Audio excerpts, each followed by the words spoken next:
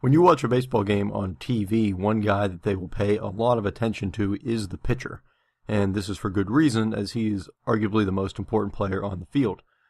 But many of the things that pitchers do are unique to baseball.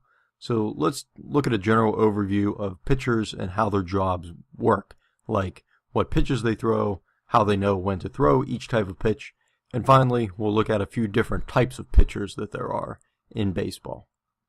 The pitcher's job is to make it as difficult for the batter as possible to hit the ball hard or even to hit it at all, while not getting too wild and either walking or hitting the batter. The main way that the pitcher is going to do this is by gripping the ball differently, which will allow his pitches to be different speeds, and it will also cause them to move differently on their way to the plate. I'm not going to get into how each pitch is actually gripped. You're better off learning that from an actual pitcher, but there are no shortage of websites and videos out there that will explain just that. More important for us is what the pitches do. The simplest type of pitch is the fastball, or more specifically the four-seam fastball. It won't move at all, so as far as our batter will see, it will come straight in, but it is the fastest pitch that a pitcher can throw.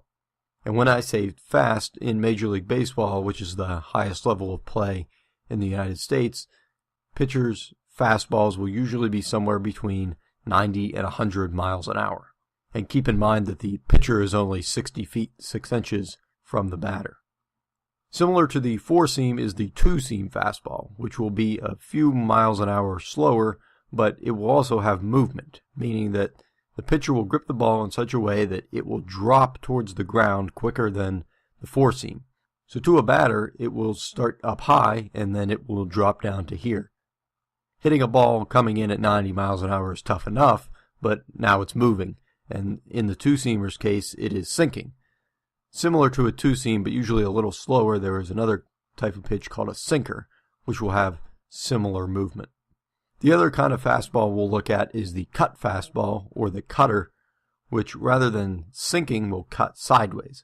Which way it goes will depend on whether the pitcher is right or left-handed, and it will also affect the batter differently depending whether he is hitting left or right-handed. In this case, our pitcher would be right-handed and our batter is left-handed, so it is moving in towards the batter. In addition to fastballs, we have off-speed pitches, which will be slower, but still be tough to hit because they will have a lot more movement on them. One of the most common off-speed pitches is the curveball, which will be similar to a sinker in that it will get partway to the plate and then have the bottom drop out. A combination between the curveball and the fastball is a pitch called the slider, which will be in the mid to low 80s in terms of miles an hour. So not quite as slow as the curveball, but you're still going to get a lot of horizontal movement on the pitch.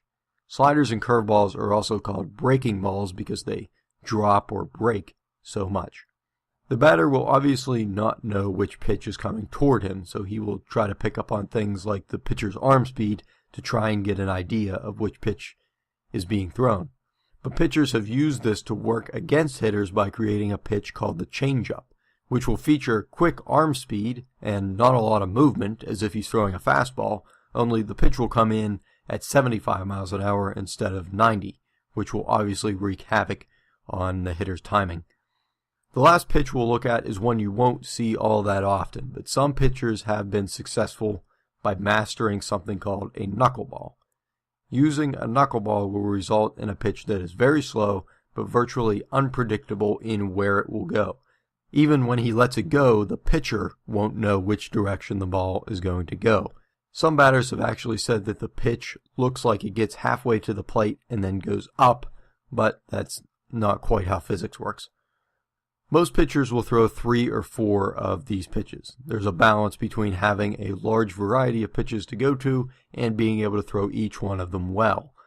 Some pitchers are able to have success with 5 pitches, but other pitchers, like knuckleballers, will have success throwing just 1 or 2 types of pitches almost exclusively. This will also depend on a pitcher's style.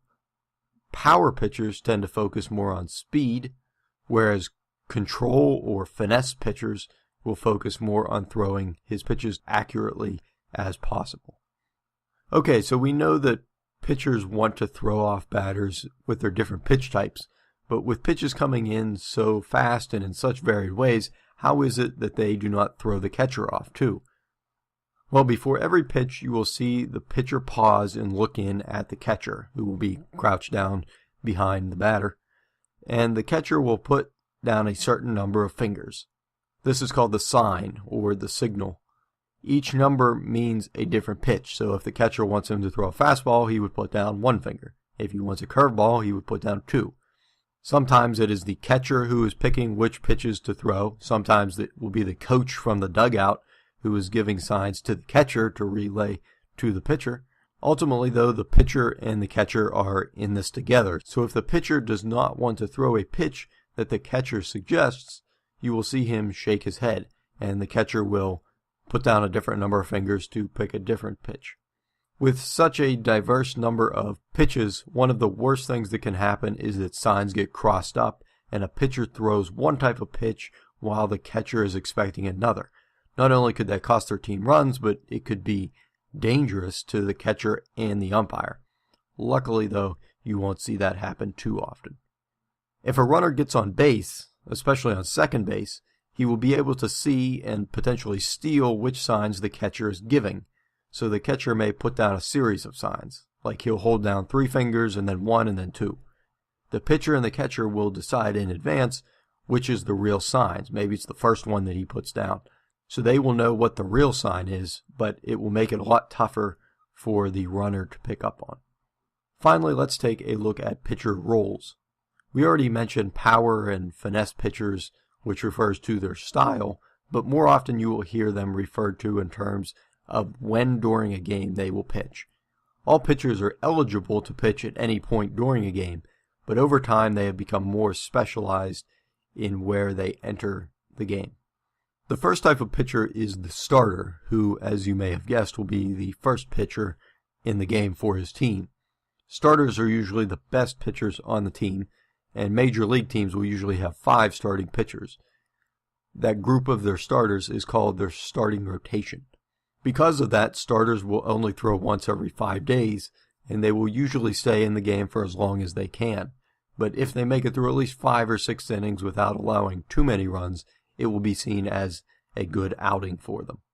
Once the starter comes out of the game, a reliever will take his place. Relief pitchers are any pitchers who are not starters.